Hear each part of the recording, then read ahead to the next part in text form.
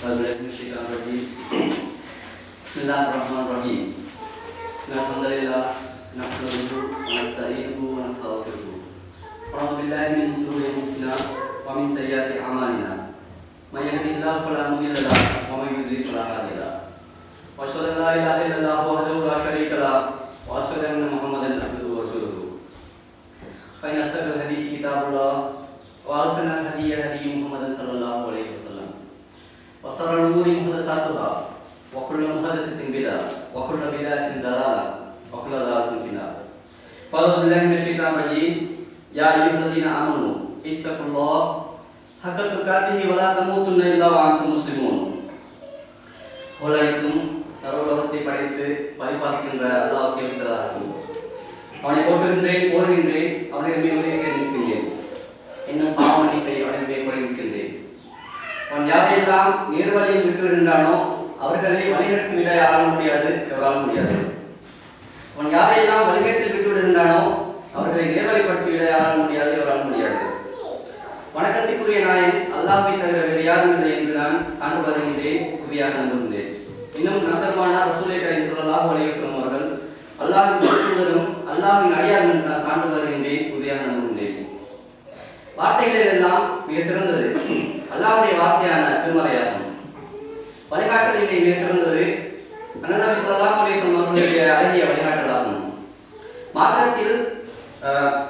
மார்க்கத்தில் புதுமைகளை கூட்டுவது விதிகத்தலாகும், விதிகத்தல் ஒன்றும் வழிகேடாகும், வழிகேடு ஒன்றும் நரக நெருப்பை இட்டுச் செல்லும்.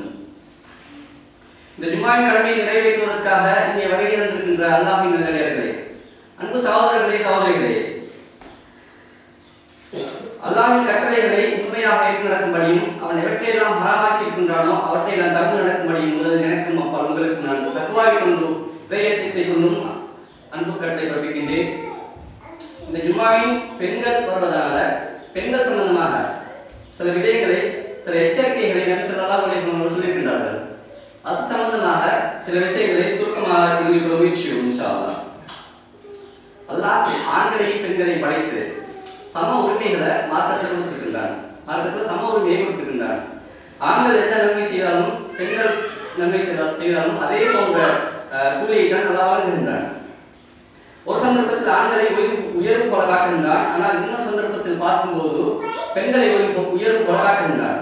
அல்லாஹ் தனது திருமறையில சூரா நிசா 34வது வசனத்துல அல்லாஹ் சொல்லி காட்டுறான். எப்படி சொன்னா, சிலரை நாம் சிறப்பித்திருந்தாலும் ஆண்கள் தமது பொருட்களை செலவிடுறதுனால பெண்களை அவர்கள் நிர்வகிப்பார்கள். அல்லாஹ் இந்த இடத்துல பெண்களை நிர்வகிக்கும் பொறுப்பை ஆண்களிடம் ஒப்படைக்கின்றான். அந்த இடத்துல பார்க்கிற நேரத்தில் ஆண்கள் சற்று உயர்வு போல தெரிகிறது. ஆனால் இன்னும் அல்லாஹ் சொல்றான் பெண்கள் உயர்வாக காட்டுறான். எப்படி சொன்னா, இரண்டு பெண்களை காட்டி இவர்கள் முன்மாதிரிகள், மூமின்களுக்கு இவர்கள் முன்மாதிரிகள், மூமின்களை பயிர்களை பார்த்துக் கொள்ள வேண்டும். ரெண்டு பெண்களால் காட்டுகின்றான். அந்த ரெண்டு பெண்கள் யாரும் சொன்னா, ஒன்று மரியம் அலைஹிஸ்ஸலாம், எல்லோருக்கும் தெரியும், ஈசா நபியுடைய தாயார். அவங்கள பார்த்ததா சொல்றான், அகில உலக பெண்களை விட உங்களை சிறப்பித்திருக்கின்றேன் என்றெல்லாம் சொல்ல காட்டுறேன். அதே போல ஆசியா என்று சொல்லக்கூடிய ஃபிரௌனுடைய மனைவி, ஃபிரௌன் எல்லாருக்கும் தெரியும், கொடுங்கோல் ஆட்சி புரிந்த ஒரு மன்னன். அந்த மன்னன் மூசா நபியுடைய கடுமையான எதிரியாக இருந்த அந்த அவங்க மனைவி ஆசியா என்று சொல்லக்கூடிய அவங்க மூசா நபியுடைய பிரச்சாரத்தை ஏற்று இஸ்லாத்தை ஏற்றுக்கொள்றாங்க. அந்த நேரத்தில் அவங்க துவா கேட்கிறாங்க. அந்த துவாவை வைத்து என்ன சொல்றாங்கன்னா, இவர்களை பார்த்து முன்மாதிரி ஏற்றுக்கொள்ளுங்க. என்ன துவான்னு சொன்னா, அவங்க கேட்கிறாங்க, யா அல்லாஹ் எனக்கு இந்த வீடு, மாளிகை, சொத்து, சோம் ஒன்றும் வேண்டாம், எனக்கு மறுமையில சொர்க்கத்தில் ஒரு வீட்டை தாயா அல்லாஹ். அந்த விஷயத்தை அல்லாஹ் சொல்லி காட்டி இவர்கள் பெண்களுக்கு உலக முஸ்லிம்களுக்கு உதாரணம், ஆண்களாக இருந்தாலும் சரி பெண்களாக இருந்தாலும் சரி அனைவருக்கும் இவர்களும் முன்மாதிரி, இவர்கள் தான் ரோல் மாடல் என்று அல்லாஹ் சொல்லி காட்டுகின்றனர். எனவே அந்த இடத்துல பார்க்கிறது பெண்கள் உயிர் மூலம் காட்டுகின்றனர்.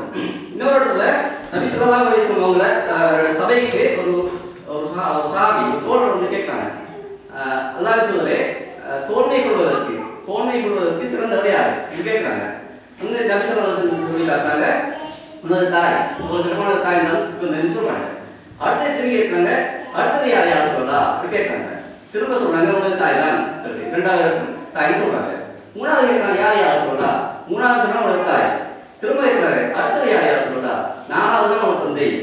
இப்போ கோல்டு மெடல், சில்வர், 3 மெடலும் பெண்களுக்கு தான் போகுது, தாய்க்கு தான் போகுது, 4வது மெடல் தான் நாங்கள் போகுது. எனவே அந்த அந்த இடத்துல பெண்கள் சிறப்பு போல அல்லாஹ் காட்டுறாங்க. அப்படி பார்க்கும் இடத்துல அல்லாஹ் சமனாத்தான் வச்சுக்கிறாங்க. பெண்கள் ஆண்கள் யாராக இருந்தாலும் சமனாத்தான் மார்க்கத்தை வச்சுக்கிறாங்க. ஆண்கள் ஒரு நோன்பு விட்டால் என்ன கூலி அல்லாஹ் கொடுக்குறானோ அதே மாதிரி தான் பெண்களுக்கு கொடுக்குறாங்க. ஜகாத் ஆண்களுக்கு கொடுக்குறானோ பெண்கள் கொடுத்தாலும் அதே கூலி தான் வழங்குறாங்க. இப்படி இருந்தாலும் கூட ஒரு கல்யாண விடயம் என்று சொன்னால் அதிகமான பெண்களை அல்லாஹ் நரகத்துக்கு போடுகின்றாங்க. அதிகமான பெண்களை அல்லாஹ் நரகத்துக்கு போடுகின்றாங்க. இதற்கு காரணம் என்ன? இந்த நபி ஸல்லல்லாஹு அலைஹி வஸல்லம் 2-3 இடங்களை சொல்லி காட்டுறாங்க. எப்படி சொன்னா ஒரு சந்தர்ப்பத்துல நபி அவங்க அவங்க சபையில சொல்றாங்க என்ன சொன்னா, நான் ஒரு கனவு கண்டேன். அந்த கனவில எனக்கு சுவர்க்கமும் நரகமும் எடுத்து காட்டப்பட்டது. அதில் சுவர்க்கத்தில் வெட்டி பார்த்தேன், சுவர்க்க வாசலில் வெட்டி பார்த்தேன். அதில் அதிகமான ஏழைகளை நான் கண்டேன். சொல்லி காட்டுறாங்க. இன்னொரு அர்த்தம் சொல்றாங்க, நான் நரகத்தை எட்டி பார்த்தேன், நரக வாசலில் எட்டி பார்த்தேன். அதில் அதிகமான பெண்களை நான் கண்டேன் சொல்லி காட்டுறாங்க. ஒரு பெருநாள் தொழுகை தொழுகிறாங்க. திடல்ல ஆண்களுக்கு பெண்களுக்குமாக ஒரு பெருநாள் தொழுகை தொழுகிற நேரத்துல ஆண்கள் முன்னாடி பெண்கள் பின்னாடி தொழுகிறாங்க. ஆண்களுக்கு முதல்ல குத்பா எல்லாம் முடிச்சு விட்டு உரை நிறுத்தி விட்டு பெண்களை கேட்காத பின்னுக்கு போறாங்க. விழாக்கடையில் அவங்களை கூட்டிக் கொண்டு பின்னுக்கு போய் அவங்களுக்கு உரை நிறுத்துறாங்க. அவங்க போய் சொல்றாங்க, பெண்களே நீங்கள் அதிகம் தர்மம் செஞ்சு கொடுங்க, ஏன்னு சொன்னா அவங்க அதிகமான நரகத்தை நான் பார்த்தேன், அடுத்ததாக இன்னொரு சந்தர்ப்பத்துல நபி ஸல்லல்லாஹு அலைஹி வஸல்லம் கிரஹணத்துறை தொழுகிறாங்க. கிரஹணத்துறை தொழுகிற நேரத்துல நீண்ட நேரத்தோட தொழுகை கொஞ்ச நேரம் ஓதி பெரிய சூறா ஓதி புறப்படி தொழுகை அதுல தொழுது கொண்டு இருக்கிற நேரத்துல கொஞ்சம் முன்னாடி போறாங்க. அடுத்த நேரத்துல கொஞ்சம் பின்னாடி வராங்க. அப்ப தோழர்கள் கேட்கிறாங்க, அல்லாஹ்வின் தூதரே, ஏன் நீங்க தொழுது கொண்டு இருக்கிற நேரத்துல முன்னுக்கு போனீங்க?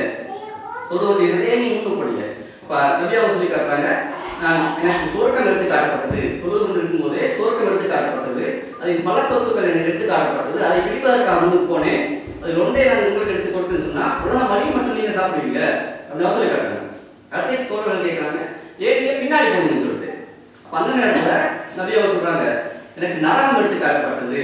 அதன் சுவாலைகள் மிகவும் கடுமையாக இருந்தது. அது வெப்பத்தை நான் வீட்டுக்கு வந்தேன். அதில் அதிகமான பெண்களை நான் பார்த்தேன். இது போன்ற போற காட்சியை நான் பார்த்ததே இல்லைன்னு சொல்றாங்க நபி அவங்க. அப்ப அந்த இந்த பெண்கள் சஹாபி பெண்கள் கேட்கிறாங்க, அல்லாஹ்வின் தூதரே, ஏன் நாங்கள் மட்டும் அதிகமாக நரகத்தில் இருக்க வேண்டும்?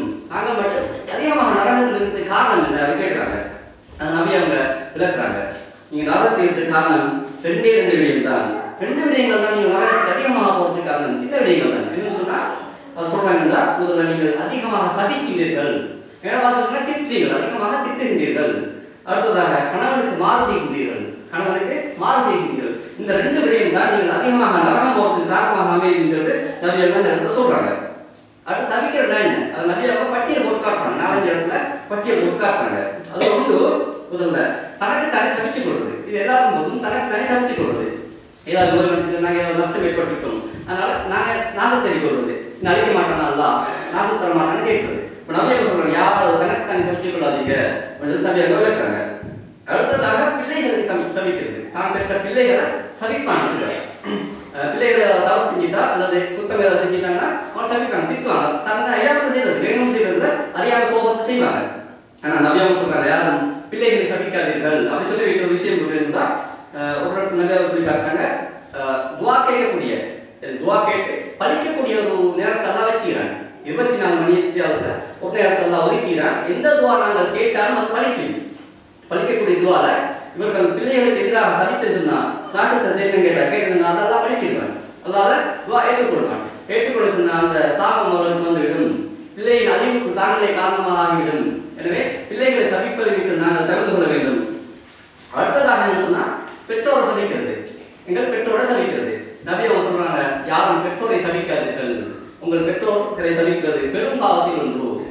நபி அவங்க பட்டியல பெரும் பாவத்தோட போறாங்க பெற்றோரை சபிக்கிறது. அப்ப சஹாபா கேட்கிறாங்க, யார சொல்லலாம், யாராவது பெற்றோர் சபிப்பாங்களா, ஏசுவாங்கன்னு கேட்கிறாங்க. அப்ப நபி அவங்க சொல்றாங்க, ஆம், நீங்கள் திட்டு இருக்கிறது, ஏசு இருக்கிறது எப்படி சொன்னா உங்கள் இருவருக்கு மத்தியில் சண்டை ஏற்படும். சண்டை நேரத்துல ஒருவர் இன்னொரு தாக்கனை பேசுவீர்கள், மற்றவர் நீங்கள் அவர் பேசுவீர்கள். அப்போ மாறி மாறி பேசுறதுனால அவரை ஏச தூங்குவதனால நீங்கள் பேசியதாக கருதப்படும், நீங்கள் சட்டதாக கருதப்படும். எனவே அந்த பாவம் உங்களுக்கு வரும் அப்படி சொல்லி தகப்பன் மற்றவர்கள் சண்டை ஏற்பட்டால் கூட தகப்பன் தாயத்தை இழுத்து நாங்கள் பேசக்கூடாது. அந்த விஷயத்தை அவங்க சொல்லி காட்டுறாங்க.